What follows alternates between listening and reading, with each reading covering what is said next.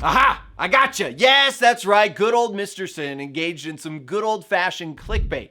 But before you go and scurry on out of here being all upset at me, hear me out. Because what I have to say about your exam score and how you think about it will definitely help improve your studying. So most likely if you clicked on this video, it is because you are interested in how to get a 5 on the AP National Exam.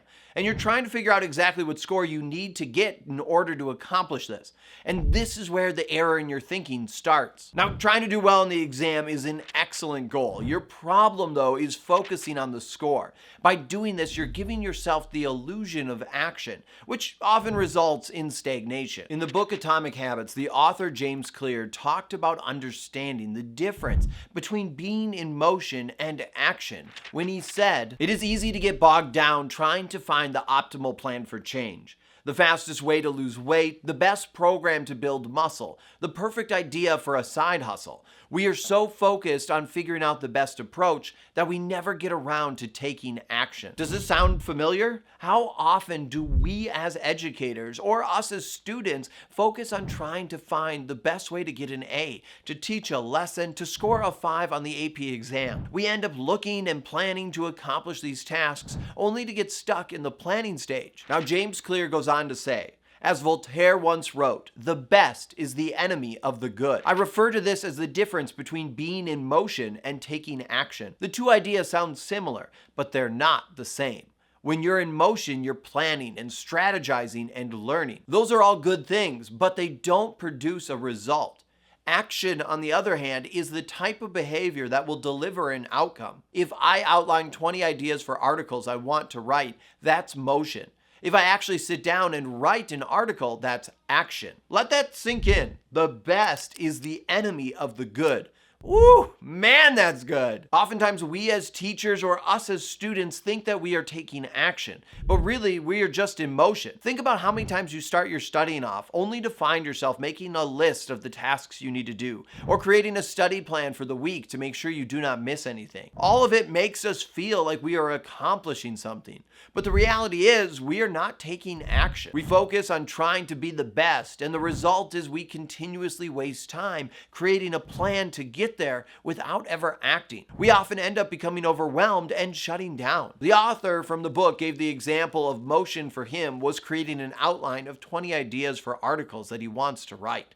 And action for him was sitting down and writing the article. In our case, motion is going onto sites to try and figure out what score we need to get a 5, constantly creating to-do lists, making study plans that we don't follow through on, where our action is taking practice tests and doing the real work to prepare for the upcoming exam. And all of this brings me to another important point that I think will help you in your studies. You need to reframe your thinking. Stop focusing on how you might lose points on the exam, how you don't have enough time for the test, or what you think the questions on the exam might be. And instead focus on the points that you will earn and the questions you will get right. How we view ourselves, our behaviors, and goals has a major impact on how we act and on the outcomes that come from those actions. To illustrate this point, I want to read one more part from the book Atomic Habits.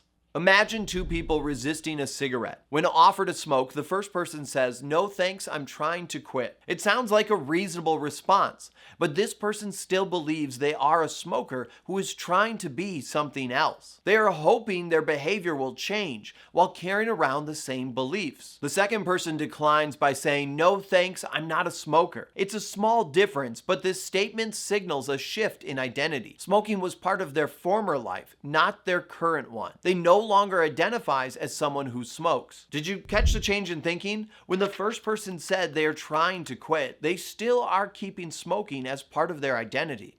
However, the second smoker eliminated that part of their identity when they said they don't smoke. Now, obviously, there's more to quitting smoking than just wording, but how we think of ourselves and our goals does have an impact on our actions and outcomes. Let's look at that quote again, but make a couple of slight changes. Imagine two students are preparing for their AP exams and are discussing their study habit. When discussing their approach to minimizing distractions, the first student explains, "I'm trying to avoid social media while studying. studying.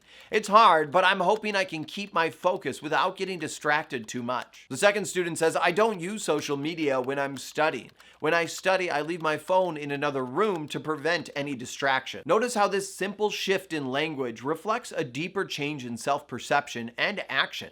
The first student believes they will get distracted, and it's only a matter of time before it happens, while the second student sees themselves as someone who is focused and dedicated to their studies. Students that get 5s on the national exam never did so by worrying about what score they were going to get or how many points they needed to get a 5. They do so by acting, studying, preparing, and reframing their thinking to focus on what they can do and not what they can't. So I would encourage you to reframe your thinking to help you prepare and excel on this upcoming AP national exam. Stop thinking about what score you need to get a 5, if there's a curve or not, or if you should check out my ultimate review packet, which comes with exclusive unit review videos, study guides, practice tests, and more, and start acting and do it. At the end of the day, remember, it's just a test. No matter what happens, this test does not define you or who you are.